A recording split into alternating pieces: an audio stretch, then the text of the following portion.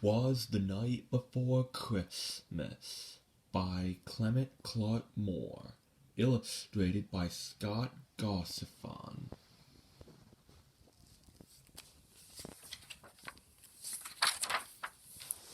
Introduction, and here's some information about the story. With vision of sugar plums dancing in their heads, millions of children all over the world go to bed on Christmas Eve and excited anticipation for the long-awaited visit from Santa and his 8 tiny reindeer. Written by Clement Clark Moore in 1822 and first titled A Visit from St. Nicholas, this holiday favorite is said to have been created for Moore's children as a special Christmas treat. It was first read aloud while the children and an assortment of relatives were gathered around the family's fireplace. So delighted were the children by the poem that one of the young relatives took it and submitted it anonymously to the Stencil, a Troy, New York newspaper. The paper first published the poem on December 23, 1823. Since then, "Twas the Night Before Christmas," as it is now most often known, has become a wonderful part of the traditional Christmas celebration. It is a story loved equally by both the young and the young at heart. Alrighty, let's get started. 'Twas the night before Christmas, when all through the house not a creature was stirring, not even a mouse. The stockings were hung by the chimney with care, in hopes that St. Nicholas soon would be there. The children were nestled all snug in their beds, while visions of sugar plums danced in their heads. And Mamma in her handkerchief and I in my cap had just settled our brains for a long winter's nap, when out on the lawn there arose such a chatter, I sprung from my bed to see what was the matter. Away to the window I flew like a flash, tore open the shutters and threw up the sash. The moon on the breast of the new fallen snow gave the luster of midday to objects below, when what to my wondering eyes should appear but a miniature sleigh and 8 tiny reindeer.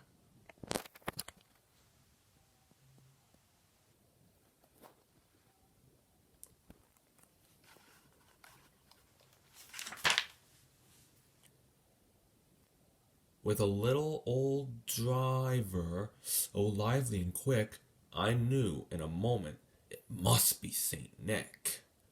More rapid than eagles and coursers they came, and he whistled and shouted and called them by name. Now Dasher, now Dancer, now Prancer and Vixen, on Comet, on Cupid, on Donner and Blitzen, to the top of the porch, to the top of the wall. Now dash away, dash away, dash away all. As dry leaves that before the wind hurricane fly, oh, they meet with an obstacle, mount to the sky.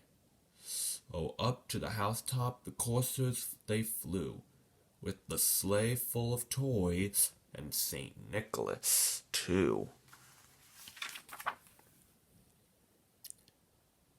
And then, in a twinkling, I heard on the roof the prancing and pawing of each little hoof. As I drew in my head and was turning around, down the chimney St. Nicholas came with a bound. He was dressed all in fur from his head to his foot, and his clothes were all tarnished with ashes and soot. A bundle of toys he had flung on his back, and he looked like a peddler just opening his pack. His eyes, how they twinkled, His dimples, how merry! His cheeks were like roses, his nose like a cherry. His droll little mouth was drawn up like a bow, and the beard on his chin was as white as the snow. The slump of a pipe he held tight in his teeth, and the smoke it encircled his head like a wreath. He had a broad face and a little round belly that shook when he laughed like a bowl full of jelly. He was chubby and plump, a right jolly old elf, and I laughed when I saw him in spite of myself. A wink of his eye and a twist of his head soon gave me to know I had nothing to dread. He spoke no word, but went straight to his work, and filled all the stockings, then turned with a jerk, and laying his finger aside of his nose, and giving a nod, up the chimney he rose.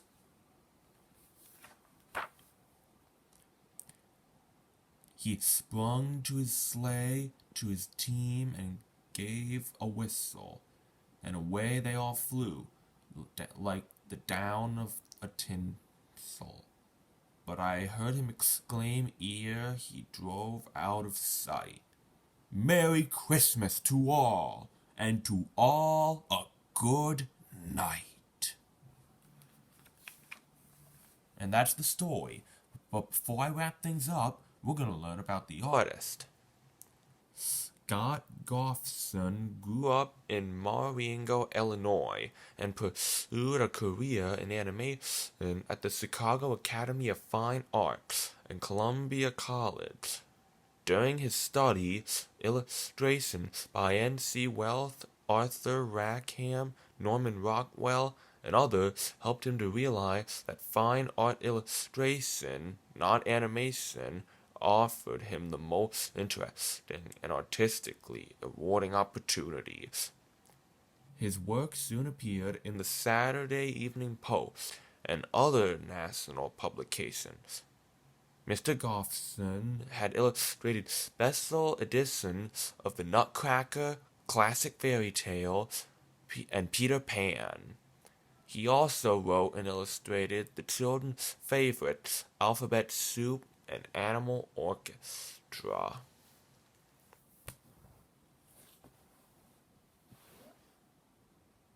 Well, that's about it. I hope you enjoyed 'Twas the Night Before Christmas. Merry Christmas to all, and to all a good night.